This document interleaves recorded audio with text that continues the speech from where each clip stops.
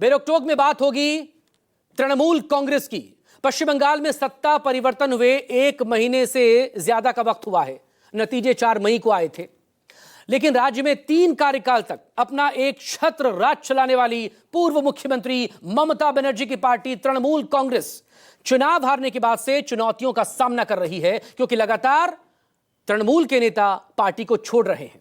पार्षद से लेकर मेयर तक और विधायक से लेकर सांसद तक टीएमसी के संगठन की आलोचना कर रहे हैं। ममता बनर्जी के हारे हुए खेमे को अलविदा कह रहे हैं, टाटा बाय बाय कर रहे हैं। ऐसे में सबसे बड़ा सवाल यही, क्या जिस तरह से महाराष्ट्र में एकनाथ शिंदे की बगावत के बाद शिवसेना दो फाड़ हो गई थी, एनसीपी के साथ भी ऐसा ही हुआ था, कुछ वैसा ही क्या पश्चिम बंगाल की सियासत में होने जा रहा है?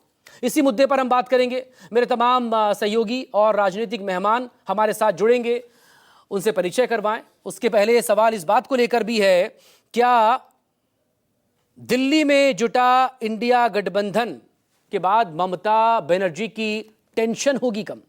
तमाम जो राजनीतिक प्रतिक्रियाएं आई हैं पहले उसे सुनिए, उसके बाद चर्चा। हमारे जो केंद्र है हम सभी का 20 सांसदों का लोकसभा में, वहाँ हम काम नहीं कर पा रहे थे। केंद्रीय सरकार का कई स्कीम्स वहाँ देश में लागू हुआ, बंगाल में नहीं लागू हुआ, तो हमें तो काम करना है।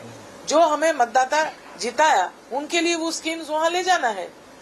तो मैं किसी एक के लिए नहीं बोलूंगी, जो काम किया है वो उनका जो केंद्र है उसके लोग सोचेंगे। देखिए, मैंने सुना है एक सांसद जिसने कहा कि 13 है या 14 है, तो मेरा प्रश्न उनसे है कि वो तो थे नहीं वहाँ, वो तो हमारे साथ सिग्नेचर भी नहीं किया, हमारे मीटिंग में भी थे नहीं, तो वो ज्योतिष है, उनको कैसा पता चला? ऐसा झूठ फैलाना ठीक बात नहीं है, गलत बात है। 20 एमपी का नाम दिया है।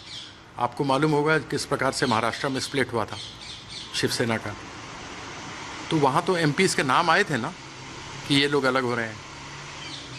तो यहाँ पर भी तो इनको बताना चाहिए ना कि वो 20 एमपी कौन से हैं, उनके सिग्नेचर कौन से 20 लोग हैं जो अलग हो गए हैं।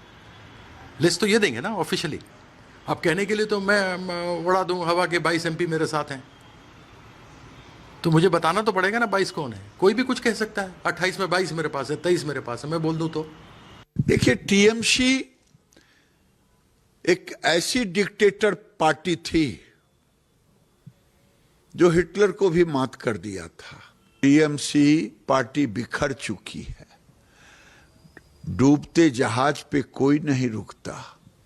जो लोग टीएमसी की वकालत कर रहे हैं वो थके मांजे देखते नहीं है। टमाटर के टोकरी में जो सड़ा रहता है वही पड़ा रहता है, जो ठीक रहता है वो बिकता है। नौटंकी करने का बावजूद अगर ये लोग सीधे एनडीए में शामिल हो जाते तो अच्छा लगते, क्योंकि इतने दिनों तक, मतलब 4 मई तक बीजेपी पार्टी के खिलाफ जंग लड़ते हुए भी जब हारी इन लोगों ने, तब इन लोगों को एहसास हुई कि अभी बीजेपी के पाले में हमें जाना चाहिए। 10th शेड्यूल जो है एंटी डिफेक्शन, इससे खुद को बचाने के लिए इस तरीके के नोटों की करने की कोई जरूरत नहीं है। पश्चिम बंगाल विधानसभा चुनाव के नतीजे आए थे 4 मई को, और अभी आज की तारीख में अगर हम बात करें 9 जून की, तो 80 जो विधायक चुनकर आए थे उनमें से 58 बागी हो चुके हैं। राज्यसभा में सांसदों की तादाद है टीएमसी के 13, एक इस्तीफा दे चुके हैं कल, और बाकी 12 बचे हैं। लोकसभा के सांसदों की तादाद टीएमसी के 28 हैं, जिसमें से 20 बागी हो चुके हैं, उनकी लिस्ट भी सामने आ चुकी है, 8 बचे हुए हैं। इसी तरह से एमएलसी से लेकर तमाम और पार्षद भी। तो सवाल इसी को लेकर है,